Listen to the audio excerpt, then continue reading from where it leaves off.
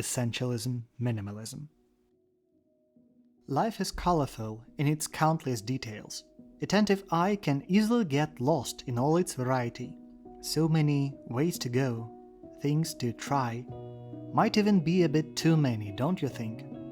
Well, at least the minimalists do think so. There is no way of finding out who and when started to think that limiting your possessions to your necessities is a good thing. But we see the idea threading through almost all the religions and spiritual practices, philosophies, and even modern therapies. And no wonder. According to the latest researches about human brain, it can at once surely handle 1 to 4 objects that require concentration. We touched this already while learning about the flow state, so I'll put a little more details here. The study, published in April 2008, shows that the so-called working memory, temporarily stored info used in the current activity, can effectively manipulate up to 4 items at best, often fewer. This can of course be trained by laying your whole life on it. It's just how we are. With more items, we just start to learn rapidly shift the attention between the items instead of improving the capacity. And ultimately, we lose our concentration and cannot even force our brain to stick to a singular activity for longer than a few minutes. That, by the way, enables more external manipulation.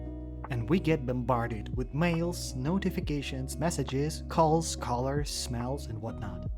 A troubled, unsettled mind is driven by the loudest and the latest.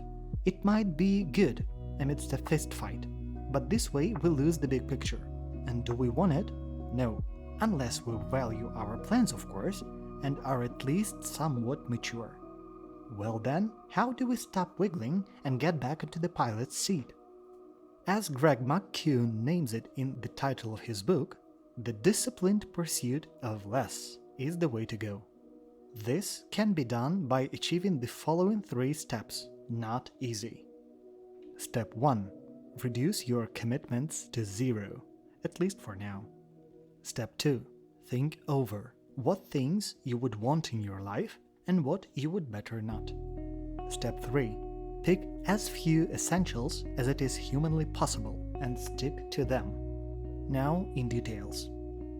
Step 1. You can reduce your commitments in 4 ways. 1. Completing. 2. Delegating. Arrange it done for you and not by you. 3. Quitting. 4. Declining. Say no when you feel it with your heart. Step 2. This requires some tranquility and thought. But after all, deep inside, we all know who we are ready to become, which just needs effort. And we all know what things we'd absolutely hate to see in our lives. It's not complicated. Rather, it's difficult. Because one has to be sincere with oneself.